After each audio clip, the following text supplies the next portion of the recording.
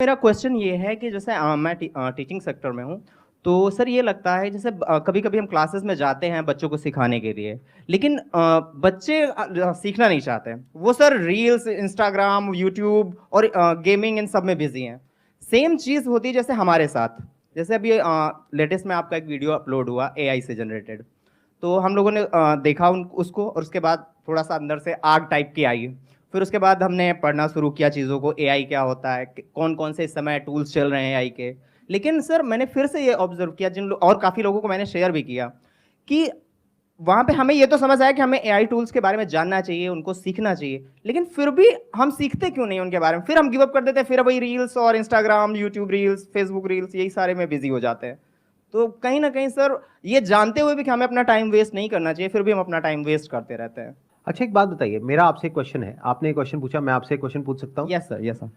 मेरा आपसे एक क्वेश्चन है कि इस दुनिया में क्या आपको पता है कि 99% जो लोग होते हैं वो इतने सक्सेसफुल नहीं हो पाते अपनी लाइफ में। Yes sir. और जो 1% या उससे भी कम, मान लो 0.1% या 0.01% ऑफ द वर्ल्ड्स पॉपुलेशन, वो कुछ कमाल का कर पाते हैं। Yes sir. तो ऐसा क्यों होता है? क्या डिफरेंस होता है उन लोगों में? सर वो फोकस रखते हैं अपने काम पे और डिस्ट्रैक्शन से बचते हैं। आपको क्या लगता है कि जो लोग ऐसे हैं जो कुछ कमाल का कर रहे हैं दुनिया में, फॉर एग्जांपल इलॉन मस्क हैं, उनकी लाइफ में अगर वो डिस्ट्रैक्ट होना चाहें तो क्या डिस्ट्रैक्शंस की कमी है? बिल्कुल, बहुत सारे डिस्ट्रैक्शन। जितनी आपके पास में है डिस्ट्रैक्शंस, जिसको भी आप डिस्ट्रैक्शंस बोलते हो, जी। उससे ज्यादा ऑप्शंस है उनके पास में या कम है? ज्यादा।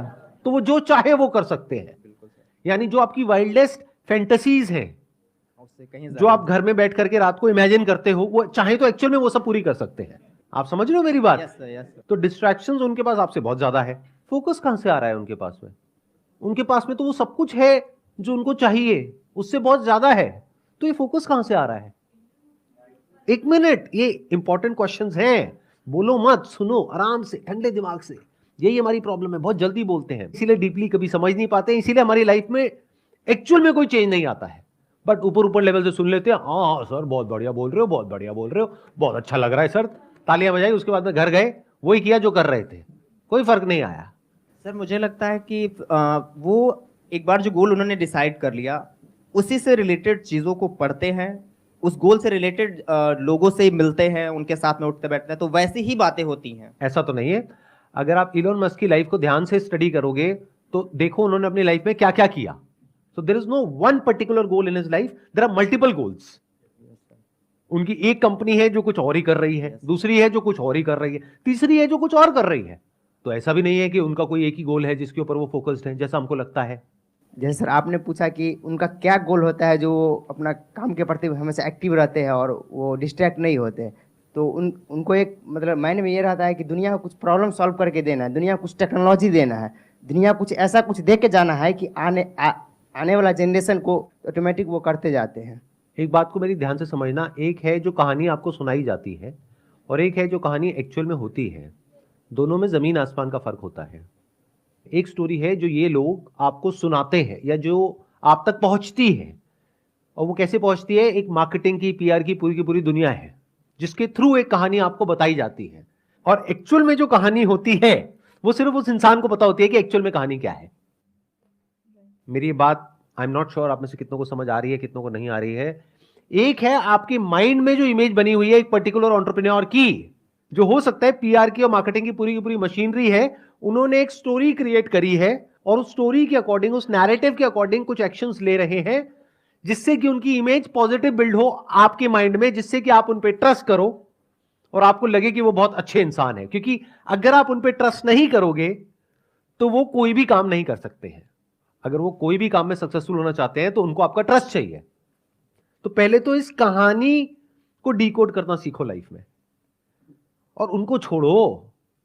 आप भी तो ऐसे ही हो। एक कहानी है, आप में से कितने हैं जो मैरिड है? हाथ ऊपर करिए। तो एक कहानी है जो आप अपने हस्बैंड को या वाइफ को सुनाते हैं, और एक कहानी है जो एक्चुअल में आपके अंदर चलती है। दोनों में फर्क है या नहीं है? हर इंसान का एक होता है एक्चुअल मोटिवेशन, वो अगर उसने आपको बता दिया तो आपको उस इंसान से नफरत हो जाएगी। तो एक है उसकी रियल मोटिवेशन, एक है जो वो प्रोजेक्ट कर रहा है। मेरी बात समझ नहीं आने वाली। 99% लोगों को नहीं आने वाली। क्यों? क्योंकि ऐसे ऐसे लोग हैं जिनके बारे में मैं बात कर रहा होता हूं अपनी वीडियोस में कि ये लोग एक नंबर के चोर हैं, फ्रॉड है, घटिया हैं, और नीचे कमेंट में जाकर के लोग मेरे नाम को उनके नाम के साथ में जोड़ करके कहते हैं बस यही 5 लोग सही हैं, और मैं उन्हीं की बात कर रहा हूं।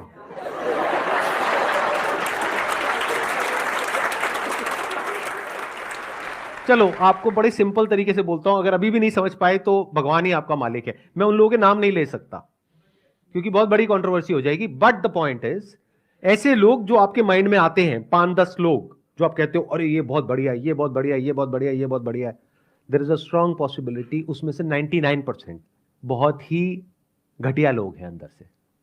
अगर उनके एक्शंस को देखोगे, उनके वर्ड्स को नहीं देखोगे तो आपको समझ आना चाहिए एक इंसान किस तरीके से एक्ट कर रहा है, यानी उसके एक्शंस को डिकोड करना पड़ेगा, और जो वो बोल रहा है उसमें देखना पड़ेगा कि क्या कॉन्ट्रडिक्शन है। तब आपको समझ आएगा कि कौन असली है कौन नकली है। आपके लेवल पे जो 4-5 लोग हैं जो समाज पे कंट्रीब्यूशन कर रहे हैं, तो उनकी कंट्रीब्यूशन को देख के ही पता चल जाता है ना कि क्या वो लोगों के समझ के लिए भला कर रहा है कि क्या कर रहे हैं। नहीं पता लगता है। क्यों? मैं बता देता हूं। 3 तरह के लोग हैं, आराम से फिट कर लेना इन 3 कैटेगरीज में लोगों को।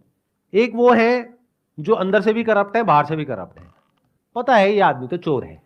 दूसरे हैं जिनके जो काम है वो बहुत ही घटिया है, लेकिन बाहर से इमेज ऐसी है कि वो बहुत अच्छे इंसान है, यानी उनकी बातें बहुत अच्छी है, बहुत पॉलिश्ड है, बहुत साफ सुथरी है, बहुत लॉजिकल है। आप सुनोगे आप मंत्र मुग्ध हो जाओगे सुन करके। आपके हाथ ये जो 2 अलग अलग हैं वो आकर के ऐसे जुड़ जाएंगे और आप ऐसे सर झुका लोगे, तो वाह क्या बात है।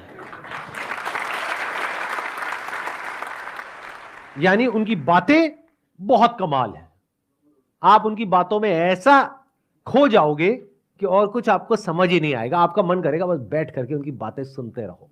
आपके दिल में ऐसी रिस्पेक्ट होगी उस इंसान के लिए जिसकी कोई हद नहीं है। उस इंसान के लिए आप लड़ने मरने कटने को तैयार हो जाओगे। अगर मैंने उसका नाम ले दिया तो आप बौखला जाओगे, ये क्या बोल रहे हो सर, ये किसके बारे में आपने क्या बोल दिया। ये दूसरी कैटेगरी के इंसान में फर्क समझ आ रहा है। बाहर से बहुत ही इंटेलेक्चुअल, लॉजिकल, प्रैक्टिकल, लेकिन जब उनके एक्शंस देखोगे तो वहां पे आपको सिर्फ ग्रीड नजर आएगी, सेल्फिशनेस नजर आएगी। ये दूसरी कैटेगरी हो गई। तीसरी कैटेगरी वो लोग कैसे होते हैं कि अंदर से करप्ट है, ग्रीडी है, सेल्फिश है, यानी उनको एक्चुअल में नहीं पड़ी है आपकी कि आप जियो मरो कुछ भी करो।